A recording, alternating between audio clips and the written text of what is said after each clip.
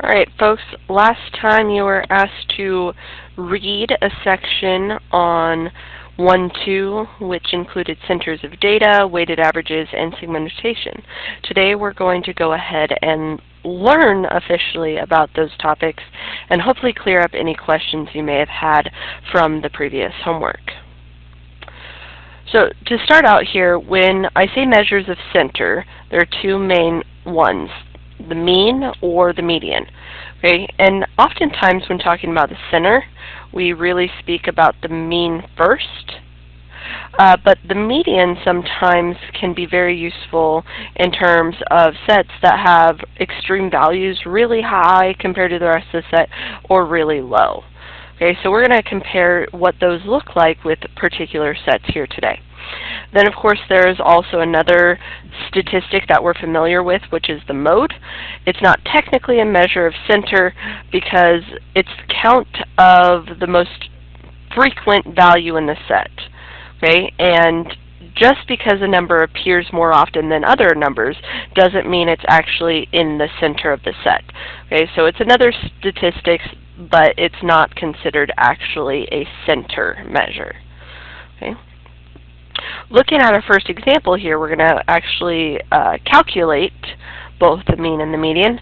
But in order to do that, we have to know both the total in the set and then, of course, the number in the set. So looking at this first one, we have a chart, and it gives the information about, it says, the weights of team members on a varsity wrestling team.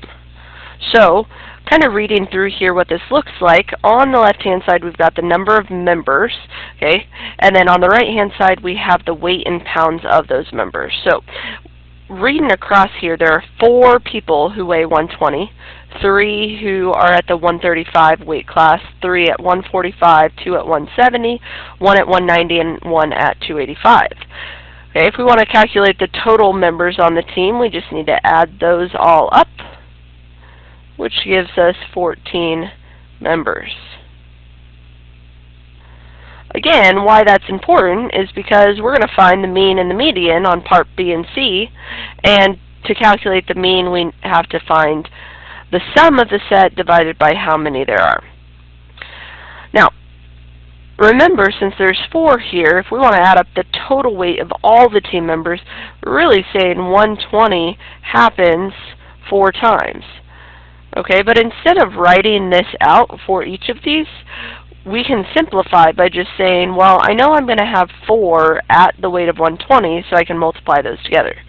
Okay, so for the sum here, we can take 4 times 120, and then similarly 3 times 135, and 3 times 145, and then there's 2 at 170, and then 1 of each of those last 2 weights, just the 190 and the 285. Okay, so from there we're just going to go ahead and get that typed in here.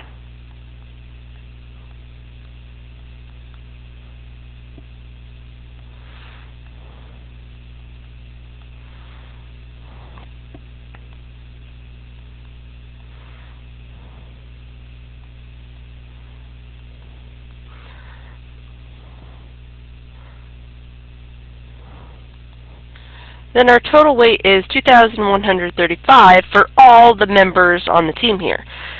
Last step, we just have to divide that number by our 14, since we have 14 people here, to get a mean weight or average weight of 152.5.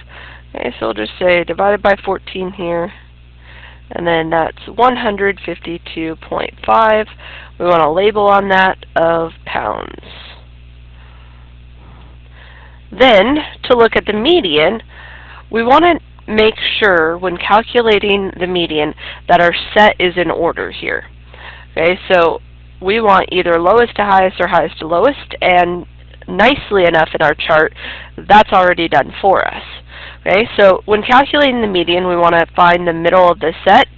When they're not all listed out in order, we don't see the 120, 120, 120, physically all of those listed out, it's a little bit more difficult to find the center.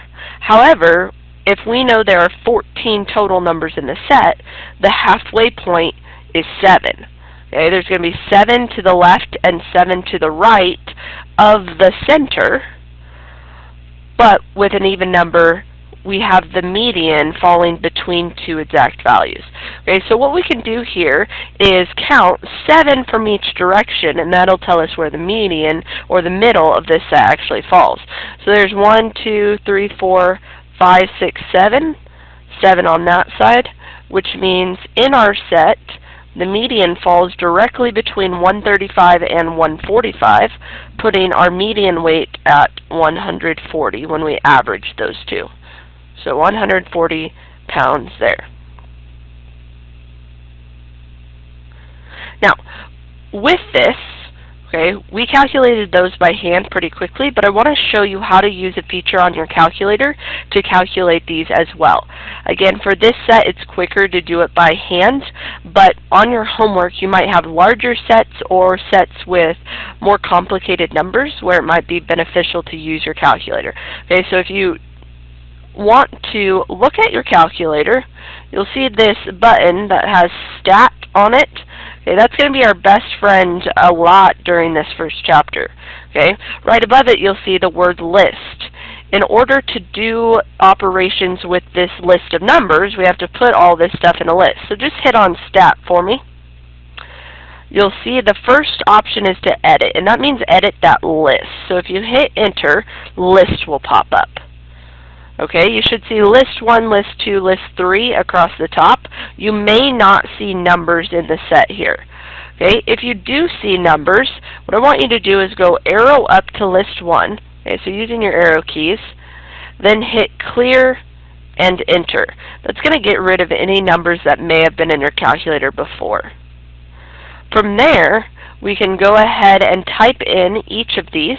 Okay, but 120, remember, happened 4 times. So we're going to hit 120 Enter, and then keep doing that until we get all 4 of them. From there, we're going to do the 135s.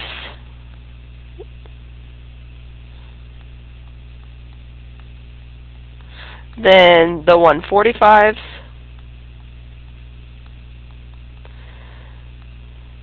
The 2 170s, 190, and finally that 285. Okay, you'll notice this says L115 because right now I'm in the 15th spot here. Okay, so 14, that's the last term. That's good news because we needed 14 people in here. Okay, what I want you to do is double check your set so that you didn't miss any or mistype any. Okay, that should always be your first step, is just double check to make sure you type those in correctly. Okay, but from now, what we want to do is actually go back to that Stat button. So just hit on Stat again for me. And this time we're going to calculate these statistics. Okay, so if you go over to Calculate, you'll see 1 variable statistics and 2 variable statistics. We only had 1 list here. It's just talking about weights. Okay, this is just a count or a frequency measure, so we only really care about this second column. But we're just going to hit on that 1 variable statistics. Now, your screen may look like this, or it may just say 1 variable statistics. Okay, since we put things in list 1, we don't have to change anything here. If your screen just says 1 variable statistics, you don't have to change anything. Just hit Enter. And then our numbers are going to pop up, and hopefully this first one is familiar to you. Okay, you'll see over here and compare, we've got 152.5, 152.5. So this X bar is the mean in here. Okay, hopefully from your reading you recognize that symbol sigma. Okay, sigma x, that 2,135, that was the same number we got in our calculator from adding those all up, because sigma means sum. These other measures here we'll talk about later this chapter, but I want you to just go ahead and arrow down until you see the word median here, med. Okay, 140, which matches up what we did. Okay, so using your calculator can help you speed up the process on your homework assignments here, and you're welcome to use that. Last question here is just talking about which of those two numbers, the 140 or the 152, describes the typical weight of a member of the team. Okay, typical weight is just saying which number, 140 or 152.5 is closer to more people in the set here. Okay, so there's 4 people at 120. I'll just actually list these out so we have a little bit of a visual here.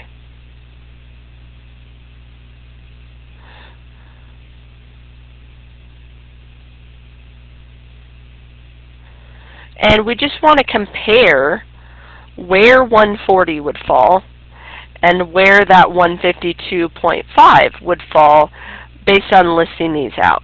Okay, so comparing them, let's start with the 140. Okay, so 140 is 20 off from there, 5 off, 5 off, 30 off, and so on. Alright? But if you look in here, at least for these 6 members, 140 is pretty close. If we look at 152.5, well, that's a little bit farther away to all these. Maybe a little bit closer to 145, but still not as close as 140, and only slightly closer to these 170, 190, and 285s. Okay, so it gets a little bit closer to these 4, but gets farther away from these ones down here. So when we're talking about the best description for typical weight, we want to look at the closer to more people, and that ends up being the 140. Okay, so the median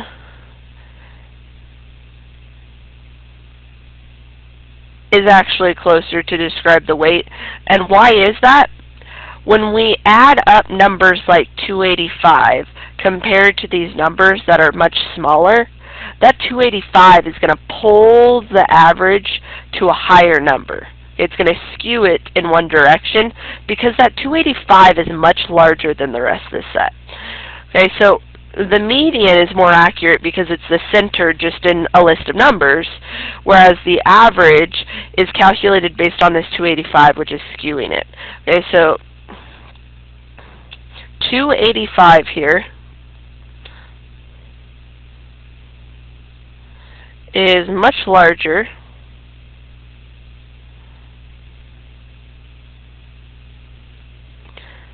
than the other numbers in the set. Keep in mind, we're really talking about the members on the team here. This 285 is in pounds.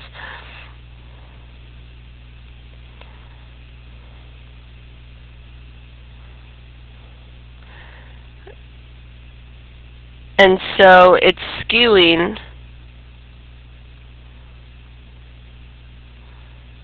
the mean. This time in the positive direction. Okay, so it's getting larger than it really should be. If you find a number that's much lower than the other values, then it would skew it negatively or less than what it should be. All right, so that's a little bit on measures of center, mean, and median. Next thing we're going to talk about is sigma notation. And with that, we want to look at the breakdown of this expression. Okay, so first, just to start out with, this big E looking symbol, okay, it's the Greek letter sigma, and it just means you're going to add stuff. Okay, so if you see that, we know we're adding. What I want to talk about is some notation here. Now, you don't actually have this example here, but I'm going to use it to kind of talk about some of the pieces here. So if you want to put notes to the side, you absolutely can. Okay. First up, right here, this little chunk that's directly to the right of that symbol is going to be the expression or the formula that represents the set.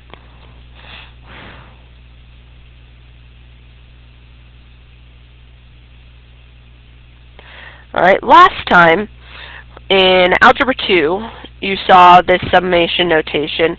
You saw these formulas. You saw something like x plus 1 looking there. But instead, this is a little different because instead of just x, it's got this subscript with it. And when that subscript is involved, you're talking about a specific term. Now, I don't like the letter I here because it's hard to talk about the ith term. Okay, so I'm going to actually change this to an n. So now we can say the nth term, and it's a little less funny sounding here. Okay, so then if this is the nth term, you'll notice that n shows up in two places. Okay, at the bottom here, it's n equals 1. Well, these numbers, both on the top and on the bottom here, represent what you're substituting in with that subscript. Okay, so this n equals 1 is where you start, and this 10, or really n equals 10, is where you end. So for this particular set, we're going to start by plugging in the number 1, and that would look like x sub 1. And then we add things because of the summation notation, and we specifically add until we get to the number 10. So then we'd have x2 plus x3 all the way until the 10th term. Okay, so that's the most general form. There's no numbers involved, okay, but it tells you we're starting at the first term, ending at the number on top, the 10th. Now you'll notice for these next examples, you're given the first term, the second, the third, the fourth, and fifth, so that we can find these sums with specific numbers. Okay, so first up here, we've got x sub I, the i's match up here. We're starting by plugging in 1, and we're ending by plugging in 3. Okay, so this would look like x1 plus x2 plus x3. Okay, but we can do better than that because we have numbers for these values. x1 was 5, x2 was 12, and x3 was negative 3. So putting that all together, we get this sum to be 14. Alright, next up we're starting at 2 instead. So again, we're plugging in this number first, so x2, and we're going all the way up to this one, just counting by ones. So 3, 4, and 5. Okay, the second term was 12, third term negative 3, fourth term 0, and last term 10. Add those all up, this sum is 19. Okay. The next couple have an extra piece involved. Okay, this first one, we just have a 1/5 when we're done that we have to multiply by. Okay, so let's go ahead and just break it up here. And I won't this time actually write that subscript, the x2, 3, 4, so on. We're just going to immediately plug in some numbers here. The first number we're supposed to plug in is 1. So looking at our set, x1 was 5. And then we're going to go all the way to the 5th term. So there was the first term. Second term is 12. Third term, negative 3. Fourth is 0. And fifth is 10. Add those up, and you get 24. Now, a quicker way to do this, over here we had the second through the 5th term, and we got that to be 19. Well, all this is missing is the first term. Okay, this 5 wasn't included over here. If you want to just take 19 plus 5, you can speed that up a little bit. Okay, but either way, we just have to go ahead and simplify this. It doesn't reduce, so we just need to go ahead and write 24 over 5 to finish up. This one over here, okay, same idea. We can steal from things we've already done. Okay, this 2 to 5 we already did up here. It was 19. Then we're going to subtract. This was 1 to 5, or all of the terms, and we said over here that was 24. So we just have to take 19 minus 24, which gives us a negative 5. So that's a little bit on Sigma notation, adding those things. Okay, now let's apply it to something where this is a little bit more useful. It says a family-friendly beach resort has a total of 32 family suites. It says G sub I is the number of guests who checked into each suite. Okay, so just so we understand here, this I represents a number. Okay, so G1, the first term, would be the number of guests who checked into each suite, so that would be number of guests in the first suite. If I looked at G32, the last one here, okay, that would be the number of guests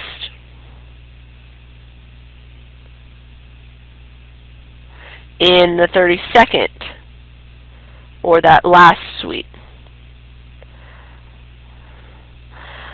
Now, that's important because we're going to have to answer some questions here. It says, first of all, what does this sigma represent? Okay, so sigma means we have to add, or the sum, and specifically we're adding the first one all the way to the 32nd. So we're going to take G1 plus G2 plus all of them until 32. We just said that the G1 was the number of guests in the first suite. Then we're going to add the second suite and the third suite, all of them. So here, if we add all of the guests in all of the suites, we get all the guests total at the resort. So this is the total number of guests at the resort.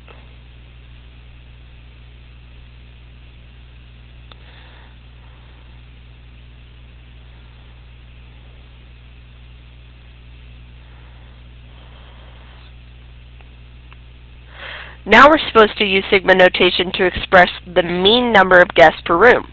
Okay, guests per room, or per suite here, is going to be calculated by adding up all the guests and then dividing by how many rooms there are, or how many suites there are. Well, we just found that this was the total number of guests. Then we just have to divide by the total number of rooms, or the total number of suites. And that, we were told, is 32. Now, what I will tell you here is, instead of writing this sigma notation with a big divided by 32 on the bottom, it's often nicer to just write that as a fraction out front, 1 over 32. Okay, so it looks a little bit nicer there. And that's it on sigma notation for today. Next, we're going to go take a look at some weighted averages. Okay, so average is the mean, but we want to talk about what if every piece in the set doesn't count for the same thing. So I'm going to flash back really quickly to our first example here. This was kind of a weighted average problem because we had the weight class 120, but it counted for more than one because we had more than one person at that weight. Okay, similarly, we can talk about this idea of weighted averages and test scores. It's a common application of using weighted averages. It says in a college economics course, homework counts for 25%, quizzes 10%, test 45%, and attendance 20%. Since they don't count for the same thing, we can't just add them all up and divide by the number, because then everything would count for 25%, an equal splitting up of that 100. Okay? What we want to do instead is think about this 25%, okay, as this 10%, this 45%, and this 20%, kind of as a relative frequency. Okay, that's really like 25 over 100. That's like 10 over 100, 45 over 100, and 20 over 100. Okay?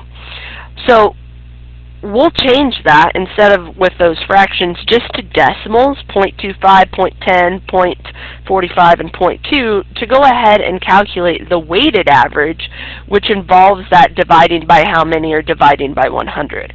Okay? So we're supposed to decide between Francis and Adam, based on these scores and those weights, who did better. Okay, who had the higher overall course grade. So one by one, we're going to look at Francis and Adam here. And what we're going to do is take our score, 89, and multiply it by our weighted or relative frequency here. So this one was homework, and homework, it says, counts for 25%. So that looks like 0.25. But then we're going to add the next score, 82, and its corresponding weight. Okay, 82 was a quiz, which was 10%, so 0.1. Then we've got 87 times its weight, and test counted for 45%, or 0.45, and then plus attendance, which is 0.2, from that 20%.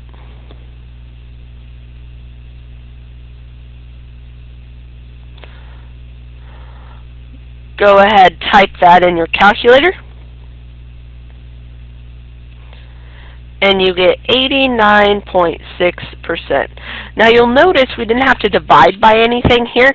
Okay, when we're talking about these averages, we add them all up, but divide by how many? I told you this was really like a relative frequency, 25 over 100, 100 or 10 over 100, 45 over 100, and 20 over 100. That division is already included since we have decimals here. We're already dividing by the total of 100%. Okay, so you don't actually have to worry about that in the case of these weighted percentages. Now let's take a look at Adam. Okay, Adam, we've got 95 times 0.25 plus 90 times 0.1 and 92 times 0.45, and then lastly 70 for attendance, 0.2. Type those in and you get 88.15%. Comparing those two, Francis ended up doing better here. All right.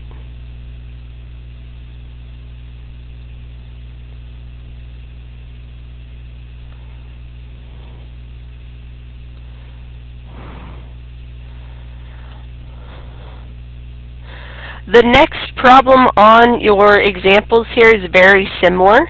Okay, so what I want you to do here is pause the video and find it says each student's weighted average for the course. So this is the same weighting as the problem before, but we've got two different people here, Ted and Joni, and their relative score. So pause the video, then I'll come back with the answer so you can compare. This time we don't actually have to decide who did better. It just says what did each student get. So tell me that Ted got the 72.7% and Joni got the 92.7%, and you're good to go.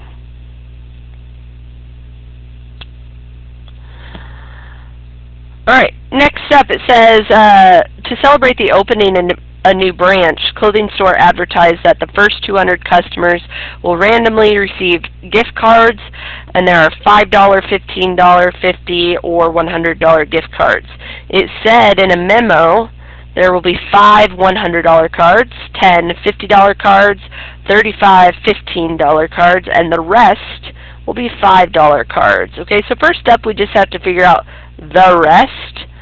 There's 200 total, and we've used 5, 10, and 35 of them. So that means this rest would be 150 at that $5 range.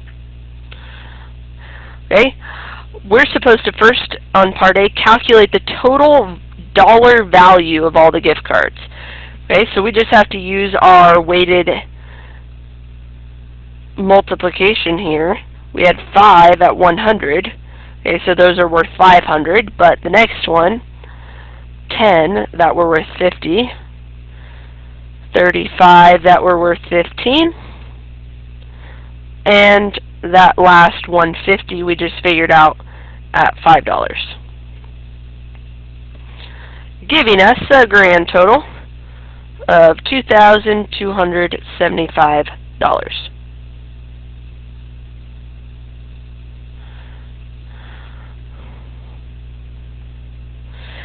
Then it says, go ahead and create a frequency table and calculate the weighted average. Okay, so when we look at our card values in this table, our card values had these 4 prices. Okay, 5, 15, 50, and 100. Okay, let's go ahead up top, put a little $sign to say they're all in dollars.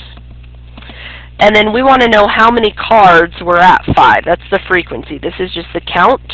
Okay, and this label is in cards because it's the number of cards here.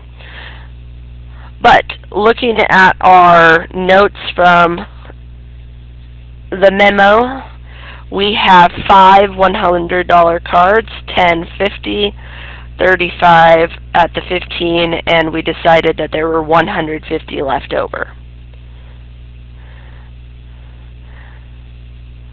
Okay, then we're supposed to do the weighted average, or just the average really, because our weight here is just that multiplication product. We already in part A found the sum was 2,275.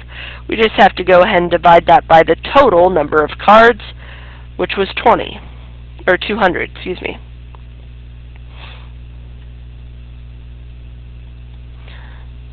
So taking that 2,275 divided by the 200, we get 11.375, okay? But this is the average card value, and if we're talking money, we never want to round to more than 2 decimal places, okay? So this is 11.38.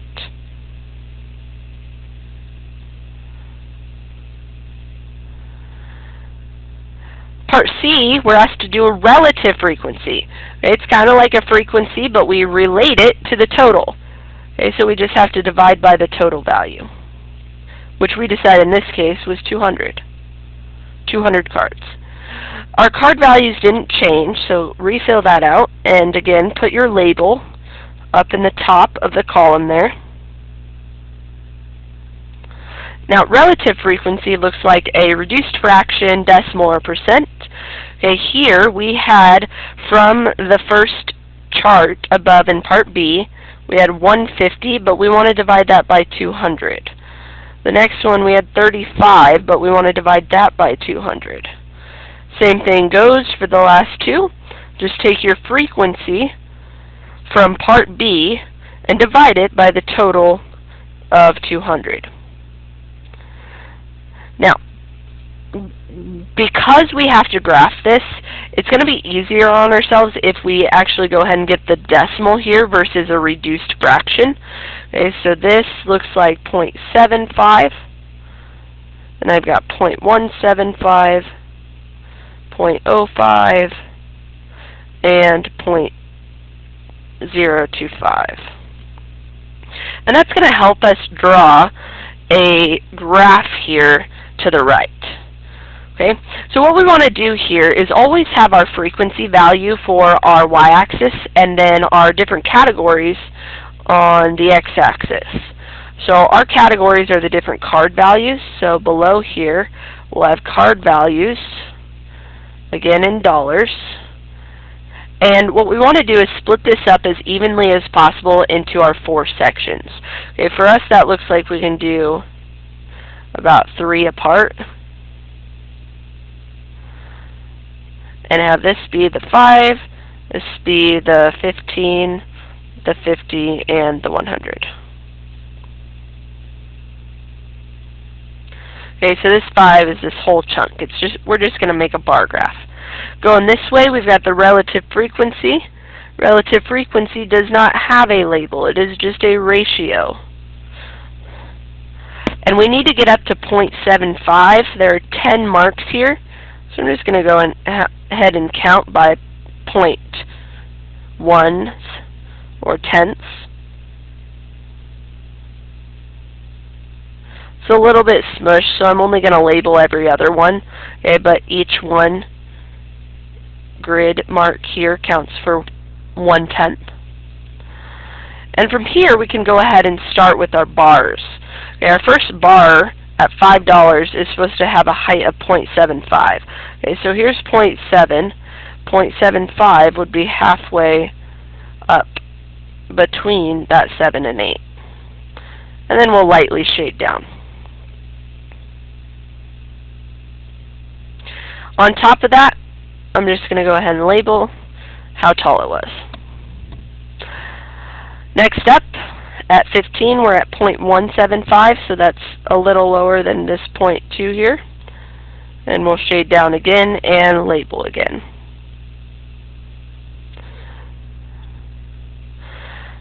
Next one up, at 50, we're going to go to 0.05, that's half of a tenth.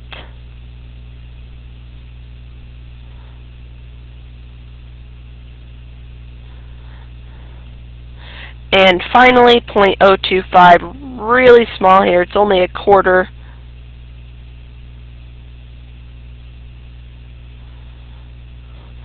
Is our last 0.025. Okay, that's another reason I like to put these labels on top, is sometimes it's hard to determine where that actually falls, especially when it gets so much smaller than some of the other bars. Okay, so it's a good idea to put that on there if you have the room for it. Last couple details we need: we want to put a good title on this graph and a source if there is one. Okay, so starting out, I want you to start all of these graphs that we'll be doing, title with distribution of, and you can go ahead and abbreviate distribution. And then relative frequencies. Okay, always just list the side label over here.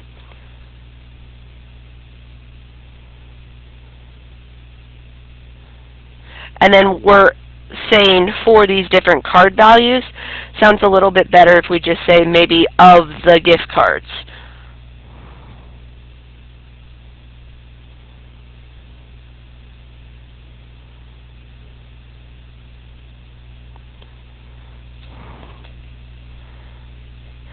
We'll always put our source here at the bottom. Usually I shove it a little bit to the left here. And then we'll go up to our reading. It says an internal memo from the new store manager is where this came from. So you can put that. Or if you say there's not really an agency or an official source here, you could say it's unknown. Okay, but I'm okay with you writing what you do know. And we did get this information from a store manager.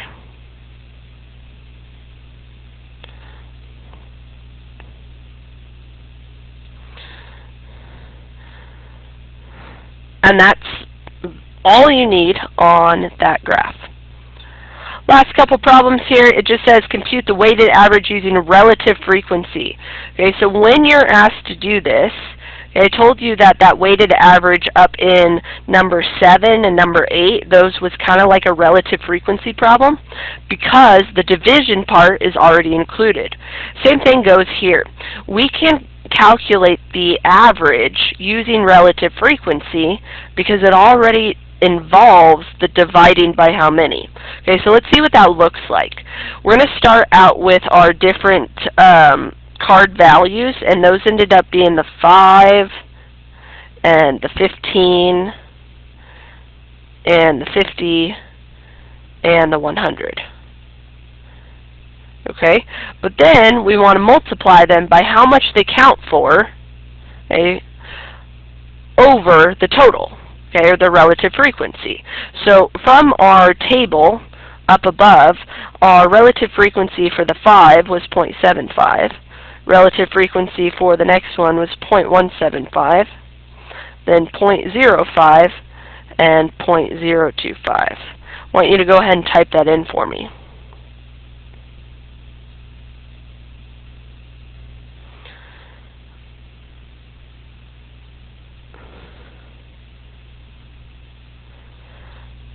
This ended up being the same answer as part B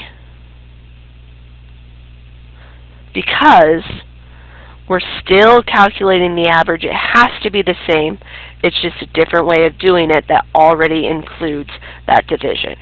Okay, so if you're asked on your homework to calculate it using the relative frequency, you don't have to divide by the total because it's already in there. Last thing here is what would change if instead of there being different numbers of gift cards, what if they were all the same? Okay, that'd look like 50 of the $5, 50 of the 15, 50 of the 50, 100 of the others. Okay, we can actually calculate weighted with the 50, 50, 50, 50 and divide by 200. But if everything counts for the same, you don't have to work that hard. I know that there's an equal weight of the 5, the 15, the 50, and the 100, which means I can just add those up and divide by 4, giving me 4250 as my average card value. You'll notice that compared to the previous value is a lot larger, which is why that store manager won't do it. Okay, there's a reason they don't have as many of those $100 gift cards. It's more affordable for them to have more of the least expensive kind. Okay, so hopefully this clears up what you were doing with the reading. Okay, so if you have any questions on this or the homework that you're getting today, please come see me, and hopefully I can get you straightened out.